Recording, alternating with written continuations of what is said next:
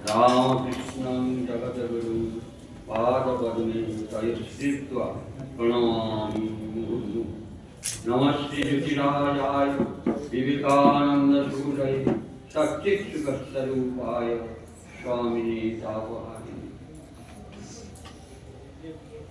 আজকে এই মহামহোৎসবে আমরা সর্বাগ্রে প্রণাম নিবেদন করি নবনির্মিত চন্দ্রমণি সাধু নিবাসে যিনি দ্বার উদ্ঘাটন করলেন পূজ্যপাদ স্বামী সুবীরানন্দজি মহারাজকে প্রণাম নিবেদন করি স্বামী বিনিষ্টানন্দজি মহারাজ অধ্যক্ষ রামকৃষ্ণ মঠ মঠচণ্ডীপুর। সশ্রদ্ধ প্রণাম নিবেদন করি এই আশ্রমের সাধু সন্ন্যাসী মহারাজ বৃন্দকে, সর্বোপরি কাঁথি রামকৃষ্ণ মঠ মিশনের অধ্যক্ষ স্বামী মায়াধীশানন্দজি মহারাজকে এবং ভাব পরিষদ থেকে যারা এসেছেন, বিভিন্ন আশ্রমের মহারাজবৃন্দ যারা এসেছেন, এই আশ্রমের ব্রহ্মচারীবৃন্দ এবং আমার সামনে যারা আছেন, আমার বয়োজ্যেষ্ঠ যারা নারায়ণ দাদের মতো, এবং মা জননী যারা উপস্থিত আছেন, তাদের সবাইকে এই অনুষ্ঠানে যোগ দেওয়ার জন্য ধন্যবাদ জ্ঞাপন করি। এখানে এসে স্বভাবতই মনে হয়েছিল ঠাকুরের সেই প্রিয় গান ঠাকুর শুনতে চাইতেন, চিদানন্দ সিন্ধু নীরে প্রেমানন্দের লহরী মহাভাব রাসলীলা কি মাধুরী মরিম। স্বামী তপানন্দ থেকে আরম্ভ করে স্বামী বিনিষ্টানন্দ পর্যন্ত এই আশ্রমটিকে যারা তিলে তিলে গড়ে তুলেছেন, আপনাদের মনের মন্দিরে ঠাকুরমা স্বামীজিকে যারা চিরকালের জন্য প্রতিষ্ঠিত করেছেন, তাদের অবদান কৃতজ্ঞ চিত্তে আমরা স্মরণ করি। পর পর পর পর এই আশ্রমের শ্রীবৃদ্ধি হচ্ছে, ভক্ত সংখ্যা বাড়ছে, তাদের মনোজগৎ পবিত্র হচ্ছে। আসল কথা তো মন। ঠাকুর এসেছিলেন ভালো মনের মানুষ গড়তে,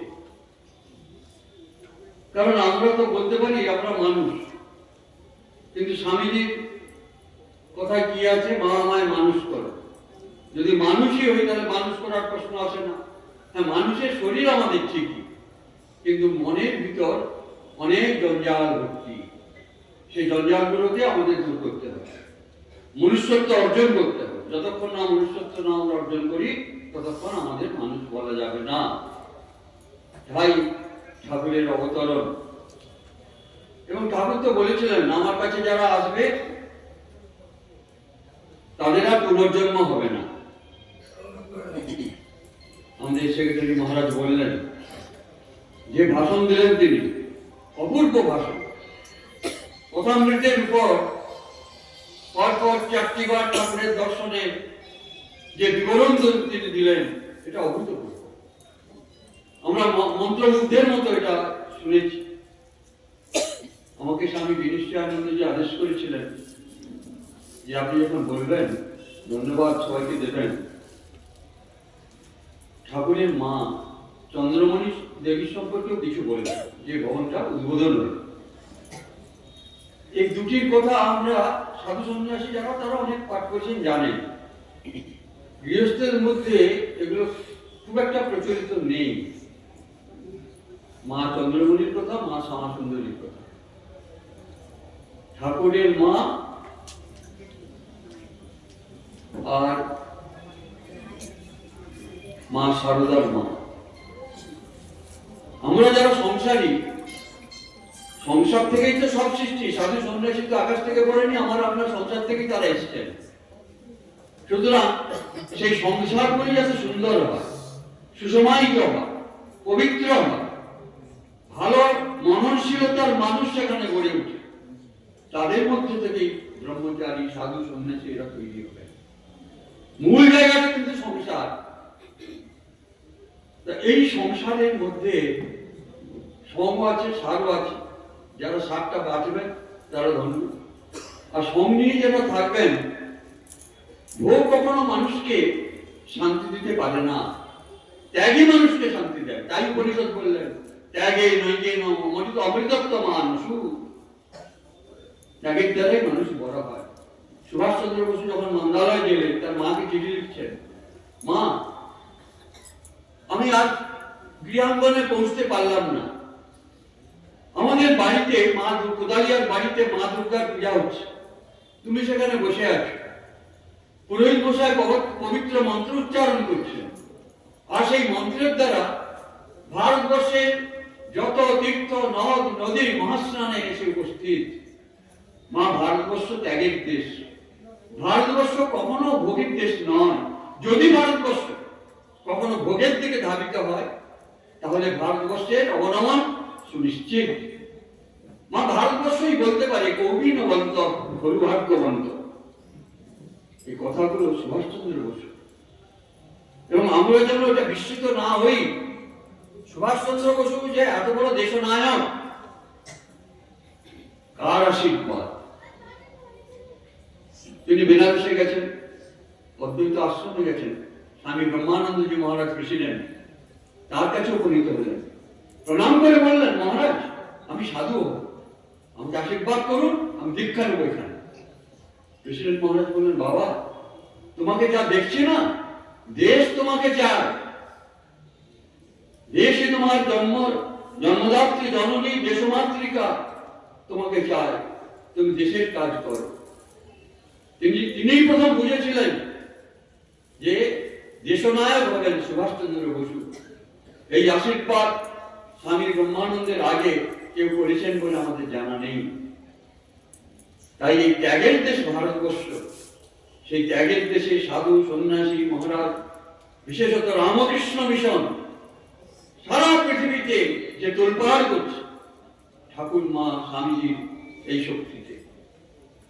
তাই স্বামী সুবীরানন্দজি মহারাজ এখানে শুভ পদার্পণ করেছেন। প্রেসিডেন্ট মহারাজ গত বছর এসেছিলেন জুনে। অন্যান্য সাধু সন্ত মহারাজ আসেন, এর ফলেই কিন্তু আমরা বেঁচে আছি, একটু শ্বাস প্রশ্বাস গ্রহণ করছি। নাহলে ভগবান যত কোলা হলে আমরা নিঃশেষ হয়ে যেতাম। আমরা আশা করব এই প্রবাহ চিরকাল থাকবে। মা চন্দ্রমণির কথা বলতে গেলে দেখুন, ঠিক শ্রী রামকৃষ্ণের পার্শ্বদবৃন্দ যখন এক এক করে আসছেন, সে সময় আমরা কি দেখলাম, ঠাকুরের মা চন্দ্রমণি দেবী তার দেহান্ত ঘটল। সুতরাং আমরা পাবো থেকে তার কথাগুলো না, পাবো এইখান থেকে যে ঠাকুর স্বয়ং বলেছেন, তার মায়ের কথা অনেক জায়গায় পাবেন, মা শারদার লেখার মধ্যে বলার মধ্য দিয়ে পাবো, আমরা হৃদয়ের ঠাকুরের ভাবনা হৃদয়ের মধ্য দিয়ে পাবো, লক্ষ্মী দিদির মাঝখান দিয়ে পাবো, আর মায়াপুরের যে ভিক্ষাপুত্র যোগীন্দ্র তার কাছ থেকে পাবো, আর কামারপুকুরের লাহাদের যে স্মৃতিচারণা তারা করেছেন সেখান থেকে পাবো। সর্বোপরি লীলা প্রসঙ্গে স্বামী শারদানন্দজি মা চন্দ্রমণির সম্পর্কে যেসব কথা বলেছেন সেখানেও পাবো কিছু, রামকৃষ্ণ পুঁথিতে কিছু পাবো। এইভাবে আমাদের সংগ্রহ করতে হয় মায়ের কথাগুলো। আরামবাগ তো আপনারা জানেন, হুগলি জেলার আরামবাগ পেরিয়ে পূর্ব দিকে যদি আমরা কিছু হাঁটি, মাইল 5 হাঁটতে হবে, এবং সেই মাইল 5 গেলে আমরা পৌঁছে যাবো কোথায় না, সরাটি মায়া গ্রামে, মায়াপুর গ্রাম। মহামায়া মন্দির আছে সেখানে, মায়ের মন্দির প্রতিষ্ঠিত মায়াপুর গ্রামে, সেখানে আমরা পৌঁছবো। সরাইঘাটের কাছে মায়াপুর গ্রামে পণ্ডিত নন্দকিশোর বন্দ্যোপাধ্যায়, খুব নৈষ্ঠিক ব্রাহ্মণ ছিলেন তিনি, পূজা সেবা অর্চনা এ সমস্ত করতেন।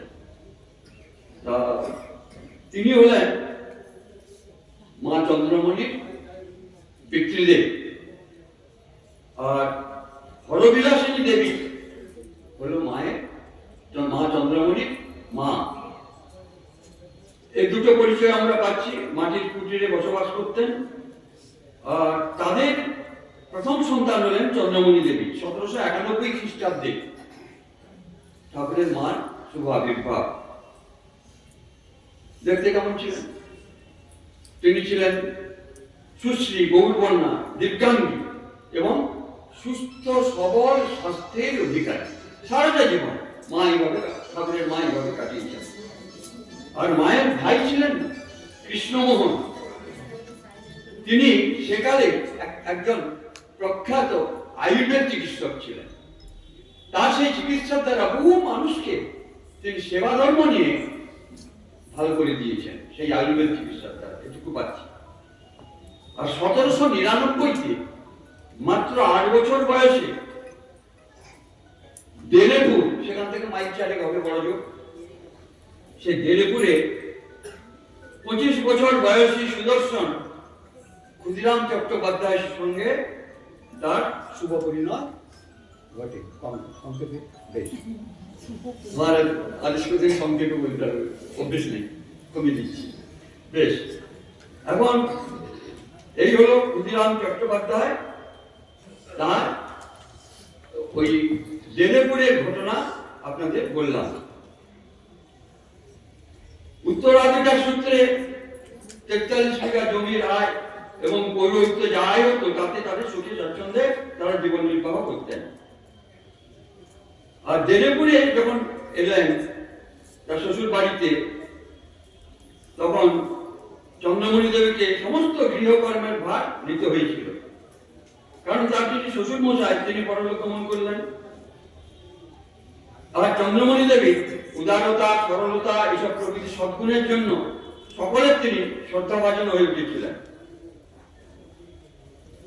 সত্যে প্রতিষ্ঠিত থাকার জন্য সৎ চরিত্রের আধার ক্ষুদিরাম চট্টোপাধ্যায়কে দেলেগ্রাম ছাড়তে হয়েছিল। কারণ সেখানে রামানন্দ রায় সেখানে জমিদার একটা মিথ্যা মামলা করলেন এবং সেই মিথ্যা মামলার সাক্ষ্য দেওয়ার জন্য তিনি অনুরোধ করলেন ক্ষুদিরাম চট্টোপাধ্যায়কে। তিনি সেই অনুরোধ প্রত্যাখ্যান করলেন, বলে জীবনে আমি মিথ্যা কথা বলিনি, আমি কখনো বলতে পারবো না, সত্যের উপর আমার জীবন প্রতিষ্ঠিত, আমি সত্য কথা বলবো। সেই অপরাধে তাকে ঘর বাড়ি ছেড়ে আমার পুকুর চলে আসতে হয়েছিল। শুক্লাল গোস্বামী বলে এক মহাপ্রাণ ব্যক্তি ছিলেন, তিনি তাকে নিয়ে এসে তার বসবাসের কিছু ব্যবস্থা করে দেন এবং 1 বিঘের অধিক জায়গা তিনি তাকে দান করেন, যেটা এখন কামারপুকুরে লক্ষ্মী জলা নাম। এটুকু আমরা পাই। এবারে তিনি যখন কামারপুকুরে এলেন, সভাপতি বাস্তু ভিটে ছেড়ে সবকিছু ছেড়ে তাকে আসতে হয়েছে। কিন্তু কামারপুকুরে পেলেন কি না, প্রতিবেশীদের পেলেন, মায়েদের অনেককে পেলেন। তিনি খুব আনন্দ হল তাদের পেয়ে। তাদের মধ্যে ছিলেন কে কে না, অন্তরঙ্গ বান্ধবীদের মধ্যে ধর্মদাস লাহা স্ত্রী মঙ্গলাবালা দেবী, যাকে সকলে লাহাগিনী বলে বলতেন। আর লাহাদের মেয়ে প্রসন্নময়ী তাকে পেলেন। আর বাল্য বিধবা ধনী কামারিনীকে পেলেন। এর আগের একটা সবাই বলেছিলাম ধনী কামারিনী জীবনের ইতিহাস। সেই ধনী প্রায় সারাদিন চন্দ্রামণির ঘরে তিনি বাস করতেন, থাকতেন, রঘুবীরের আরতি দর্শন করতেন, জপ ধ্যানে মগ্ন থাকতেন। আপদে বিপদে সব প্রতিবেশীরা কিন্তু চন্দ্রমণিকে সাহায্য করবার জন্য এগিয়ে আসতেন। আর আরেক প্রতিবেশী ছিলেন মধুসূদন যোগী। তাকে অনেকে মধুযোগী বলে বলতেন। তীর্থ পর্যটন করেছিলেন তার মধুর বাবা রামানন্দ। ক্ষুদিরাম চট্টোপাধ্যায়ের বাড়ির কাছে একটি শিবালয় তিনি স্থাপন করেছিলেন। সেই শিবের নাম শান্তিরাম। লোকে বলতো যোগীদের শিব মন্দির। দ্বিতীয় সন্তান রামেশ্বরের জন্ম হয় 1826 সালে। 10 বছর পর গয়াধামে বিষ্ণুপাদপদ্ম দর্শনের পর 1836-এ তৃতীয় পুত্র গদাধর অর্থাৎ শ্রী রামকৃষ্ণ দেবের আবির্ভাব। এখানে একটা কথা বলে রাখা দরকার যে গয়াতে একটা বিচিত্র তিনি স্বপ্ন দেখেছিলেন, যার কথা ক্ষুদিরাম চট্টোপাধ্যায় তার ধর্মপত্নীর কাছে বলেছিলেন যে স্বয়ং নারায়ণ চেয়েছেন তার ছেলে হয়ে জন্মাতে। ঠিক এই সময়টা ঠাকুরের মা চন্দ্রমণি তিনিও স্বপ্নাদিষ্ট হলেন যে তিনি দেখছেন তার কাছে এক উজ্জ্বল পুরুষ শুয়ে আছেন। এত উজ্জ্বল, এত রূপ, এ তো মানুষের সম্ভব নয়, দেবতা হতে পারে, সাক্ষাৎ দেবতা। নিকে ভাবলেন, মনে আবার ভাবলাম দেবতা এখানে কেন আসবেন, কোনো খারাপ লোক খারাপ মতলব এসেছে নাকি? উঠে প্রদীপ জ্বালালেন, দেখলেন দরজা যেরকম বন্ধ সেরকমই বন্ধ। আবার যোগীদের বাড়ির শিব মন্দিরের কাছে যখন কথা বলছেন ধনী কামারিনীর সঙ্গে, এমন সময় দেখতে পেলেন সেই মহাদেবের শরীর থেকে এক জ্যোতি বেরিয়ে ক্রমশ ঘনীভূত হয়ে তার শরীরে এসে প্রবেশ করল। এই দুটো কথা তিনি মনে রেখেছিলেন, তার স্বামীকে বলবেন গয়া থেকে ফিরে আসার পর। দুজনের কথা বিনিময়ে বোঝা গেল এক বিরাট মহাপুরুষের আবির্ভাব সুনিশ্চিত। ঠাকুর শ্রী রামকৃষ্ণ দেবের এরপরে আবির্ভাব ঘটে এবং সেই আবির্ভাবের পর মা চন্দ্রমণি তিনি বিছানায় রঘুবীরের সেবা করবেন। সেই দেড় গ্রাম থেকে তো রঘুবীরকে মাথায় করে নিয়ে এসেছেন, আর তো কিছু আনেননি। আর ওই পরিবারের সকলেই রঘুবীরের রাম নাম যুক্ত। খুঁজে দেখবেন প্রত্যেকের নামের সঙ্গে রাম আছে। সেই তিনি তো আত্মারাম, শৈলেন্দ্র সবাইয়ের সঙ্গে রাম নাম যুক্ত।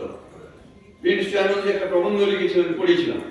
যাই হোক, তিনি তখন দেখলেন ছেলেকে আর খুঁজে পাচ্ছেন না, বিছানায় শুয়ে দিয়ে এসেছিলেন।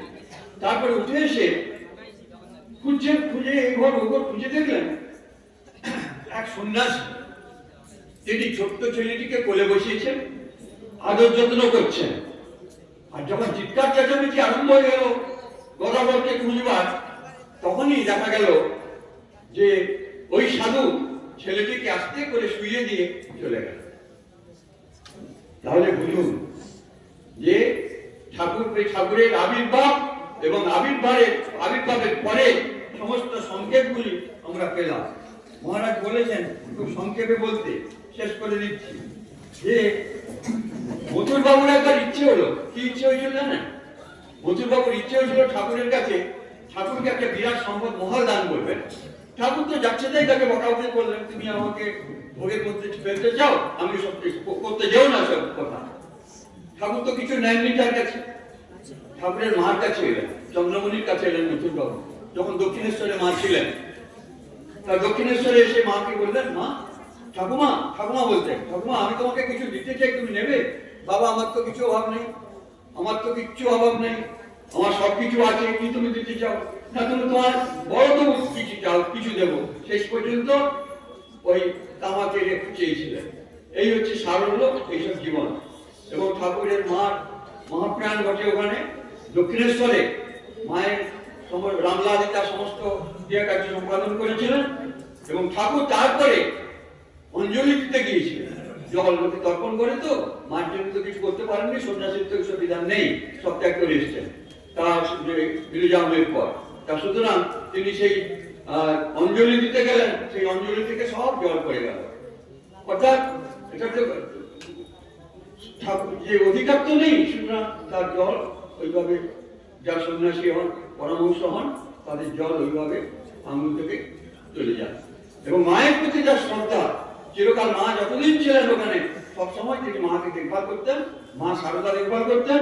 অসুস্থ হয়ে মা যখন চলে গেলেন 1 বছর অসুস্থ হয়ে জয়রামবাটিতে, সেই সময়কাল ঠাকুর নিজে মায়ের সমস্ত সেবা করেছেন। মহাপ্রভু শ্রী চৈতন্যদেব যেরকম প্রণত হয়ে সচিমাকে বলেছিলেন, সেখানে কৃষ্ণদাস কবিরাজ বলছেন, মহাপ্রভু হইলেন সন্ন্যাসী শিরোমণি, সন্ন্যাসী হইয়া তবু সেবেন জননী।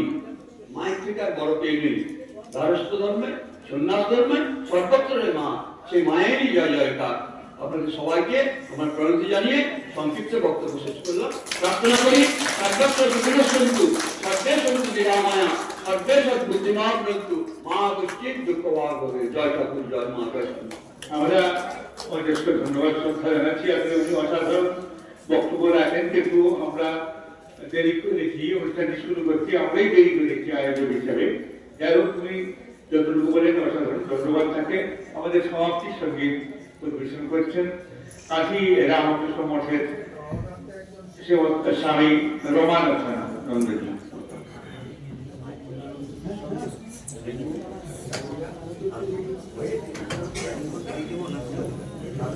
Thank you.